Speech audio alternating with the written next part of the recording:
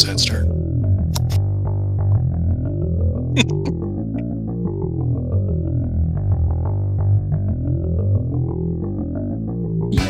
is emergent. The depths are full of chills. To delve in them is urgent. And 6 feet underground might as well be 6,000. Don't go crazy. Like get lost in a gutter, baby. Lost in a gutter, baby. Lost in a gutter, baby. Lost in a gutter, baby. Lost in a gutter, baby.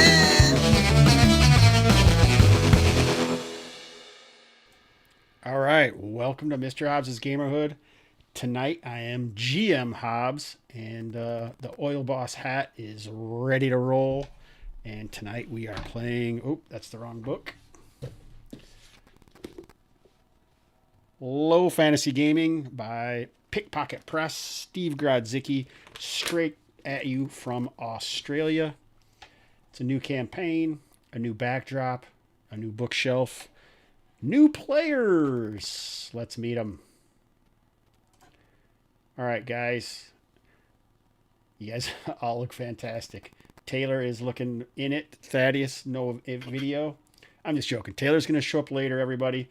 But obviously, you're not going to be able to introduce your characters because we're making characters tonight. But let's meet the players. In the bottom left corner, Elliot. Why don't you just like say something about yourself or how awesome your GM is, or I don't know, whatever. What you're thinking about playing, whatever. Fill some time, bro. Oh, Elliot is muted. I can't hear Elliot. So, can you guys hear? Check. Now I can hear you. All right, cool. Yeah, I muted so I wouldn't talk over the music and then forgot to unmute. Yeah, I'm Elliot. You might have seen in some of the other games that I played in on this channel with All right, thanks, Elliot. white Good job. hands and No, stuff. I'm just Yeah, kidding. sure thing. No, keep going. I'm just kidding. So yeah, I'm looking forward to it. Should be fun. Not playing a sword and board fighter because that's what I normally always play. So try something different. Are you familiar with low fantasy gaming at all? A little bit. I looked it over and thought about running it before, but no, this will be the first time actually like playing it at all. I did share the deluxe PDF with all the players at the behest of Steve Grodzicki. So thanks, Steve, for that. All right, thanks, Elliot. Next up, Robert. Hey, everybody. Mostly people might know me if you see me on social media as Nola Burt. And I played in one other Hobbs game before that was unfortunately like interrupted. We didn't get to finish, but it was an OSE game, so that was a lot of fun. And I don't know what I'll play tonight, but I suggested to Hobbs that I might play a ranger, maybe a fighter. What else did I say? Rogue, I think. Rogue, yeah. Yeah, it seems like everybody wants to do that. All right, that's all the decent players tonight, everyone. So thank you for that. Just kidding. All right, Hawkster, go for it, man. Hello, I'm Hawk, and I'm a Hobbsaholic. Oh goodness. Ooh. I love low fantasy gaming, and I'm being completely serious there. This is my favorite set of rules. What's your favorite? What's your favorite thing about low fantasy gaming? Actually, my favorite thing about it is initiative. My second favorite. Some old jokes from the old Sunday morning game right here. This is my favorite part of this game, initiative. My second favorite part of the game is just how the leveling up works. I think that is a really clever thing, and it's just awesome. Oh yeah, advancement. We haven't even talked about how we're going to do that yet. Let's. No, I know, because this is like what, 6 sessions you said, or something like that. Like it's a short game. Yeah, I didn't want to do what happened to Robert last time, where there really wasn't an ending, and it seems like so often games don't have endings. So I don't know how many sessions it's going to be exactly. I have a particular thing in mind, but you guys could always change that. I don't know. I'm not really I don't write, like adventure paths or anything like that. I just kind of set stuff up and see what happens. I had some ideas of what might occur, but Yeah, that's why your adventures usually suck. of course, without question. All right, we got Azerius19 in the chat. Welcome, buddy. We will interact with the chat as much as you guys want to be interacted with. We may not get a lot done, but hey, we'll be interacting with you guys, and that's what matters. Taylor will be joining us soon, and Thaddeus will be joining us next week. We'll work on Thaddeus's character in the off times, but What's the least liked character class that he likes to play? We'll just assign him that. Thaddeus, who knows with that Yeah. guy? Who knows with that guy? Oh, I didn't say it, but I'm planning on being a bard. Oh shoot! Uh-oh. Somebody Somebody just shut off. Taylor just like timed out or something. Yeah, I think Oh, probably. goodness. All right, so I hope Taylor comes back soon because I'm not going to go through and fix all of the. At one point, I'll have a 4, and then I'll have a 3, and that way I have all of those. That's That's what a good guy would do if someone really knew what they were doing. Man, we'd lose somebody else now. No, this looks funny. All right, guys, this looks awesome. It's a good start. This is probably how all session zeros go. I don't know, but maybe we should talk a little bit about what's going on. So the game is going to take place in the Midlands, which I think I told you guys, but I'm not sure. The Midlands is the setting that comes with the game. Basically, you don't have to use this setting. It's called the Midlands. This is what it looks like. I think you can only get a print copy from Lulu at this point. I'm not sure. But you can also use the Midlands for any game. The things in here are written. Obviously, the stats and things like that are set up for fantasy gaming, but you can use them for anything. In that vein, he also has 2 other books that he's called Adventure Frameworks, and these basically have collected. And I have some really bad camera etiquette. These are collected little frameworks of adventures. There's probably 20 in each one or 30, and you can use these adventures in anything. You don't have to use them for low fantasy gaming. Each one probably has like a small encounter table and a lot of open-ended sort of things for play. The first campaign that we played in low fantasy gaming on the channel ended in a TPK because my players are crazy, but it was one of the adventure frameworks. So I think that's pretty cool. This particular mini campaign is going to be taking place in southern Argosa. So Argosa is the Midlands, and the Midlands is mostly surrounds this large central lake. Why isn't this changing? That's roll 20, that's why. This large central lake here called Lake Argos. The cities that surround Lake Argos are Argosan Midland cities. The history of the area is kind of like this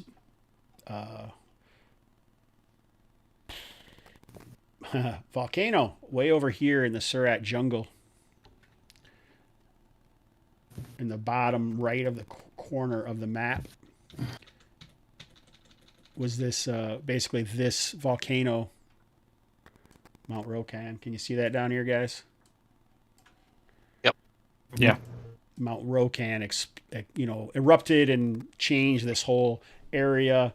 The Argosans survived where they could, but 600 years later or something, this is where they are. It's kind of a points of light sort of situation where, survivability is best around the main cities, but there are also roads and travel between. There's also 2 other nations that are encroaching upon Argosa, and that would be the Nadicians to the south, down here, with Malek being their northernmost outpost or city.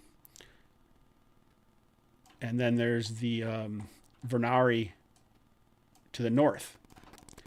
up here, with Vorngard being their southernmost outpost.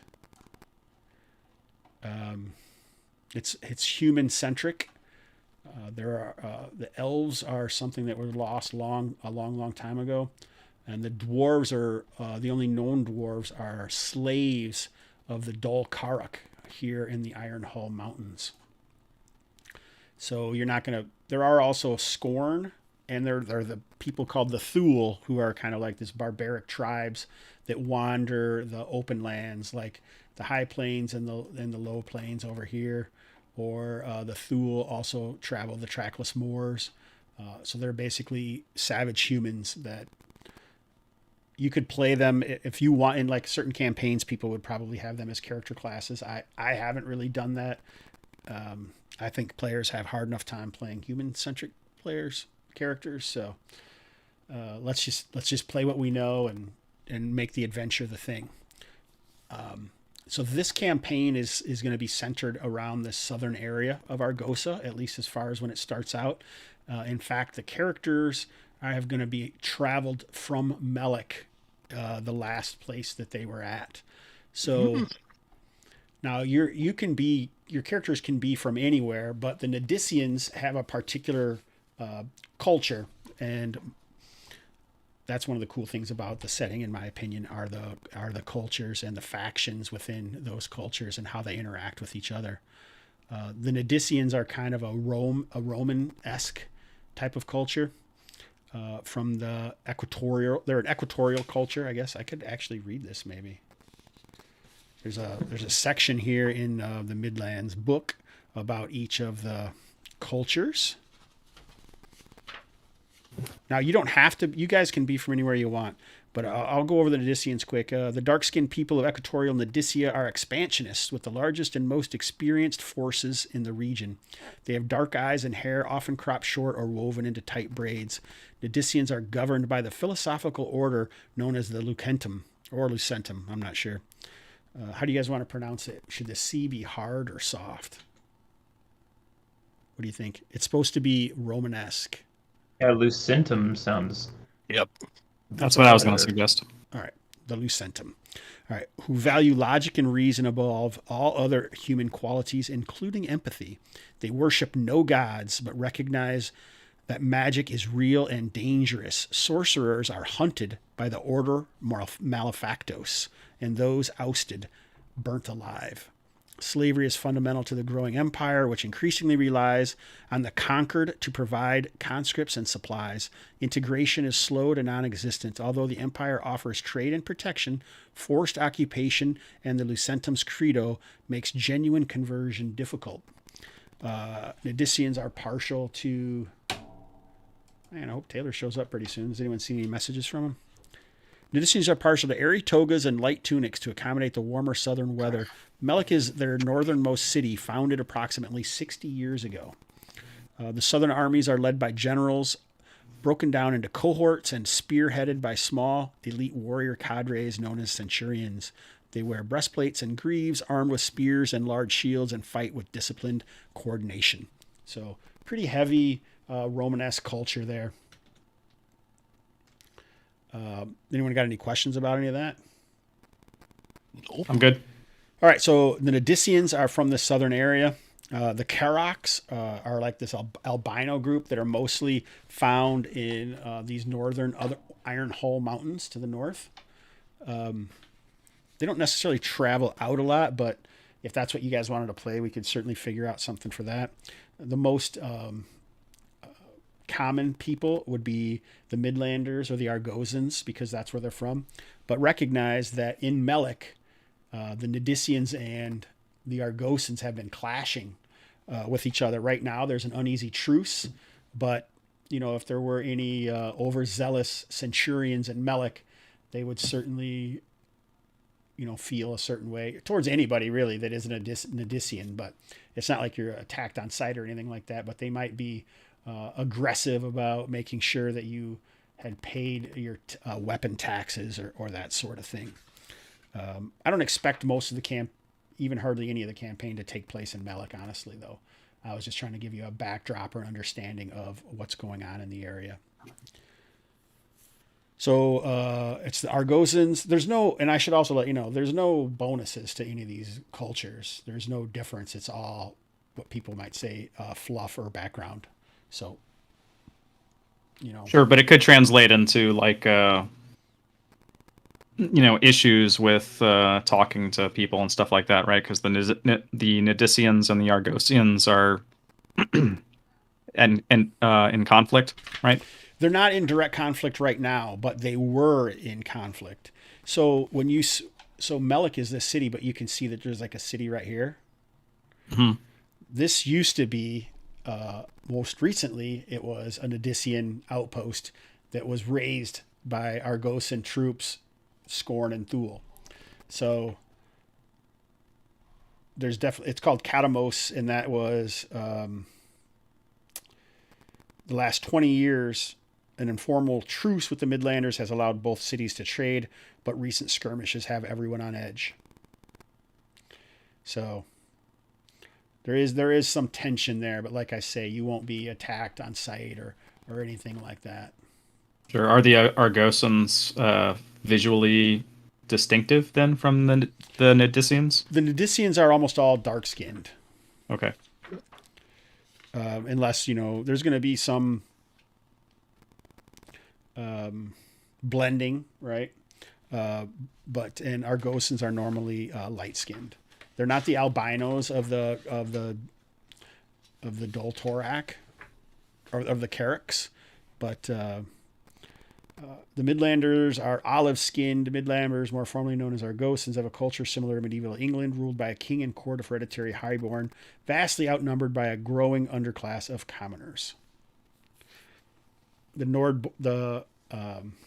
Vernari are, Northmen, like Vikings almost. Their culture is similar to that, but it doesn't have each culture has its own worship or religion. The Argosans worship they have a group of, a pantheon that they worship called the Seven Ancients.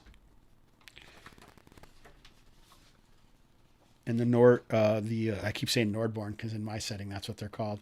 The Varnori worship a single, and worship is a strong word for their feelings to the Deep One, who is an all-powerful, but one deity, the Deep One, a vengeful and unforgiving God buried in the darkest depths of the sea, its primordial form slumbering until the end of days when the world will be unmade. All right. So those are some cultures, and we don't really have to decide what the cultures are because they're not going to affect your character in any way. So everyone should have a character sheet that I made for you, and it's named with you, and it should be visible to everybody. Is that accurate? Yes. All right. And so in low fantasy gaming, there are actually 7 attributes, but you are given a 15 wherever you want to put it. All right. So we're going to roll 6 attributes. And right now I'm using 4d6, drop the lowest, but it's in order. But when you slip the 15 in, the other ones will just fill in below that and then wrap to the top. Do you understand what I'm saying? So what you need to do is up in the upper right corner, there's like a hamburger bun or like 3 horizontal lines with a dot to the left of it. You see that? Yeah. Yep. Where am I looking for that? On the character sheet itself? No, this is actually in roll 20. In the chat? In roll 20, actually. In the chat on Roll20? Is that what you're talking about? It's not even in the chat. It's the chat box, kind of, though. It's the Yeah, same it's area next that to- the chat is. So there's a chat, two like word bubbles, and then there's like art or a newspaper, and then Right. there's like a hamburger above that. So inside there, you'll see it's macros, and you see one that's called ability scores. Nope. Nope. No. All right. Let me see here. What I have to do. Oh, yeah, I forgot. Visible to all players. That's what I have to do. Now There it is. Yes, it's there. All right. Is it in the bar down in the bottom left? Can you see where does it say ability scores for you down there? No, but I think you can check it and put it there. Yeah, Yeah, you yeah. check it and you can put it there. All right, and so that's how we're going to roll your there it is. stats. Okay. So So click it 6 times, take the one you like best. no, just click it once and it'll roll all of them for you. You're no fun. Ooh. Best character ever. All right, so the bonuses for the statistics or the attributes are fairly similar to like a 3.0, I think 5th edition as well. I'm looking in the wrong book. I got to go to Low Fantasy Gaming. It's on page 11. There you go. Page 11 if you're looking at the PDF. So, and this character sheet will do it for you. So like I say, there's 6 attributes here. There's actually 7 attributes in the game. Strength, dexterity, constitution, intelligence, perception, willpower, charisma. There's really 8, and then luck, but luck is like derived.